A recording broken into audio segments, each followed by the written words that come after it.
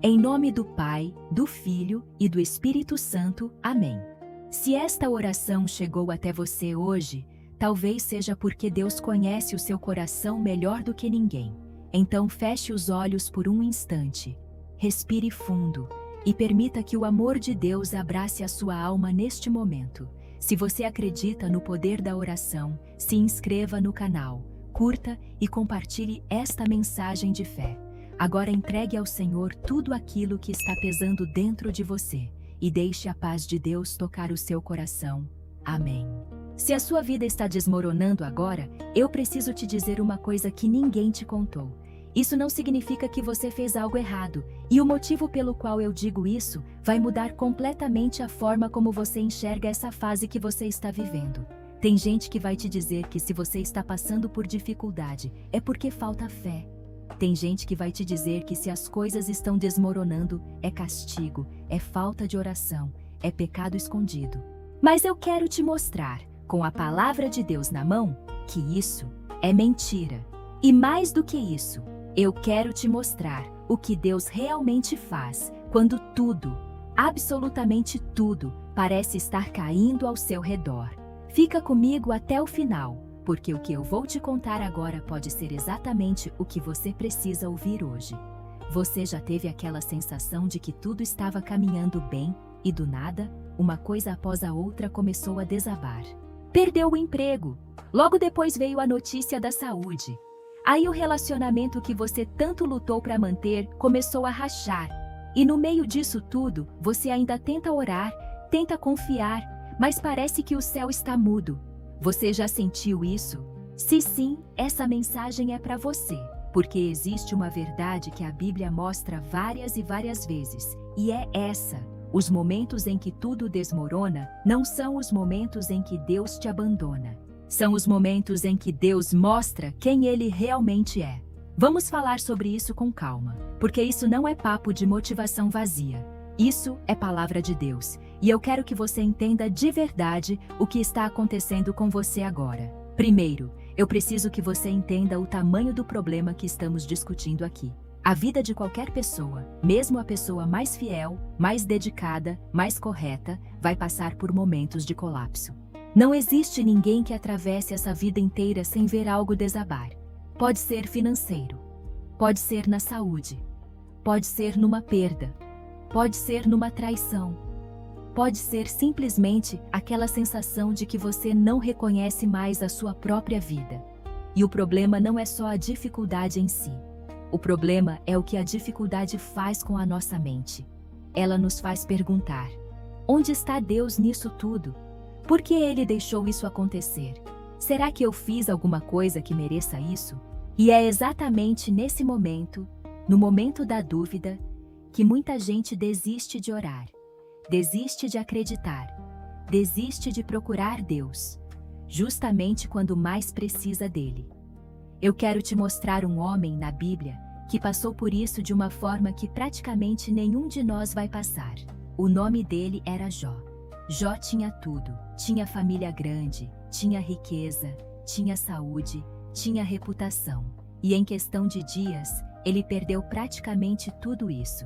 Perdeu os filhos, perdeu os bens e depois perdeu até a própria saúde, sendo coberto de feridas da cabeça aos pés. E o que mais chama a atenção na história de Jó não é a dor que ele sentiu, porque isso qualquer um sentiria. O que chama a atenção é o que ele disse no meio de tudo isso. Ele disse: o Senhor deu e o Senhor tirou. Bendito seja o nome do Senhor. Repare bem nisso. Ele não disse isso porque entendia o que estava acontecendo. Ele disse isso porque escolheu confiar mesmo sem entender. E é exatamente aí que está a chave que eu quero te entregar hoje. Você não precisa entender o motivo da queda para continuar confiando em Deus durante ela. Agora, vamos além de Jó. Vamos até José, lá no livro de Gênesis. José era o filho favorito do pai dele. Tinha sonhos grandiosos sobre o próprio futuro. E o que aconteceu? Os próprios irmãos o jogaram numa cisterna. Depois o venderam como escravo. Ele foi parar no Egito, sozinho, sem família, sem nada. Se alguém tinha motivo para achar que Deus tinha esquecido dele, era José. Mas ele foi trabalhar na casa de um oficial egípcio, e mesmo escravo, ele prosperava, porque a Bíblia diz que o Senhor estava com ele. Só que aí, a vida dele desmorona de novo. Ele é acusado injustamente de um crime que não cometeu, e é jogado na prisão. Imagina isso, você já perdeu a família, perdeu a liberdade, e agora perde até a sua reputação por algo que você nem fez. E ainda assim, mesmo na prisão, a Bíblia diz que o Senhor estava com José. Alguns anos depois, José se torna o segundo homem mais poderoso do Egito e acaba salvando a vida de milhares de pessoas, incluindo a própria família que o havia traído. E quando ele encontra os irmãos, anos depois, ele diz uma frase que eu quero que você grave. Vós intentastes o mal contra mim, porém Deus o tornou em bem. Presta atenção nisso.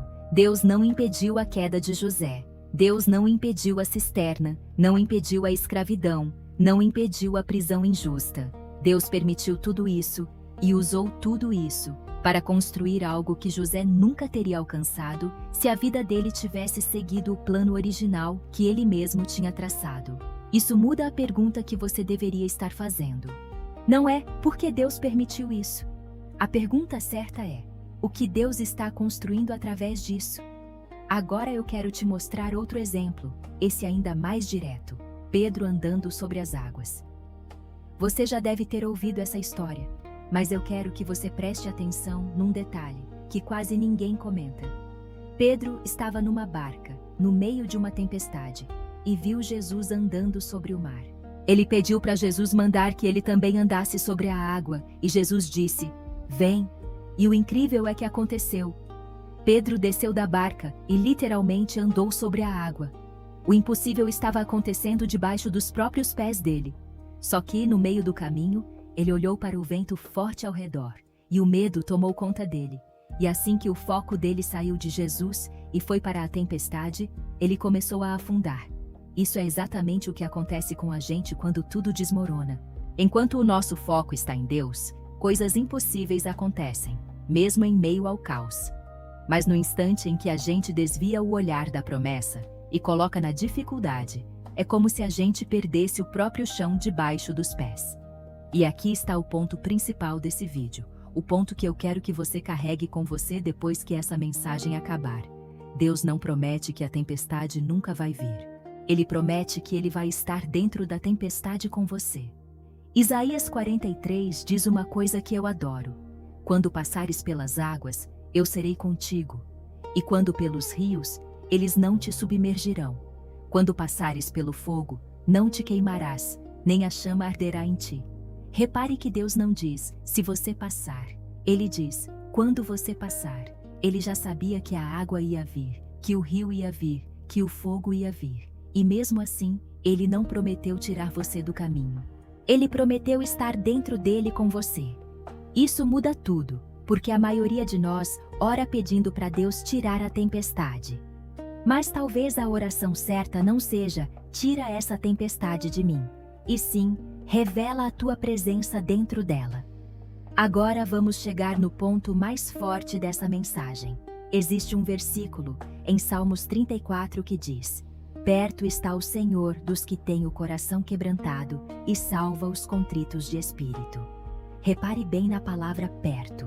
Não diz que Deus está perto dos que estão vencendo. Não diz que Ele está perto dos que estão de pé, forte, confiante, sem nenhum problema. Diz que Ele está perto de quem tem o coração quebrantado. Isso significa que o momento em que você mais sente a ausência de Deus pode ser exatamente o momento em que Ele está mais próximo de você. Só que a dor às vezes não deixa a gente enxergar isso com clareza. Eu quero que você pense em uma coisa. Quando tudo está bem, a gente raramente sente a necessidade de se apoiar completamente em Deus. A gente ora, mas de forma mais leve, mais automática. Mas quando tudo desmorona, quando a gente perde o chão, é aí que a gente aprende a depender de verdade, e não só de palavra. E é por isso que muitas das pessoas mais fortes na fé que eu já conheci na minha vida não foram fortalecidas em momentos de conforto, foram fortalecidas em momentos de colapso. Porque é ali, no meio da queda, que a gente descobre se a nossa fé é feita de sentimento passageiro ou se ela é feita de raiz profunda. Deixa eu te contar uma verdade que talvez doa um pouco, mas que precisa ser dita. Deus está mais interessado no seu caráter do que no seu conforto. Ele está mais preocupado com quem você está se tornando do que com o quão fácil está sendo a sua jornada agora. E é exatamente por isso que ele permite as quedas, não porque ele não te ama, mas justamente porque ele te ama demais para te deixar raso, superficial, dependente só das coisas boas da vida. Tiago 1 fala isso de um jeito que parece até estranho à primeira vista. Tende por motivo de grande gozo o passardes por várias tentações, sabendo que a prova da vossa fé produz a paciência. Como assim, ter alegria em passar por provações? Isso não faz sentido para ninguém que está no meio da dor agora. Mas o que está sendo dito ali não é sinta alegria pela dor em si, é sinta esperança, porque essa dor tem um propósito que você ainda não está enxergando. E agora eu quero te trazer para dentro dessa história, porque tudo isso que eu falei até aqui não faz sentido nenhum se você não aplicar na sua própria vida agora. Talvez você esteja no meio de uma cisterna, como José esteve. Talvez você esteja no meio de uma tempestade, como Pedro esteve. Talvez o seu corpo esteja coberto de feridas, como o de Jó, sejam elas físicas ou emocionais. Mas eu preciso que você entenda, o fato de você estar caindo agora não significa que Deus te deixou cair sozinho. Ele está dentro dessa água com você. Ele está dentro desse fogo com você. Ele está mais perto de você agora, no meio do colapso, do que estava quando tudo parecia perfeito. E se você me perguntar como permanecer de pé no meio de tudo isso, eu vou te dar a resposta mais simples e mais poderosa que existe. Você permanece de pé, não confiando na sua própria força, mas apoiando todo o seu peso naquele que nunca cai. Hebreus 12 diz: olhando para Jesus, autor e consumador da fé. Não olhando para o problema, não olhando para as contas, para o exame médico, para a mensagem que você recebeu e que mudou tudo. Olhando para Jesus. Porque o foco muda completamente a forma como você atravessa essa fase. Se o seu foco está na queda, você vai continuar afundando, exatamente como Pedro afundou. Mas se o seu foco está naquele que caminha sobre as águas com você, o impossível continua acontecendo, mesmo debaixo de um céu de tempestade. Deixa eu resumir tudo isso de um jeito simples, para você guardar com você depois desse vídeo. Quando tudo desmorona, Deus não te abandona, Ele se aproxima. Quando você não entende o motivo da queda, você ainda pode confiar no caráter daquele que permite a queda. Quando o medo tenta desviar o seu olhar, a sua única saída é fixar os olhos de novo em Jesus, e não na tempestade ao redor. E quando você sentir que perdeu o chão, lembre-se que Deus prometeu estar dentro da água com você, não te tirar dela antes da hora certa. A sua queda não é o fim da sua história.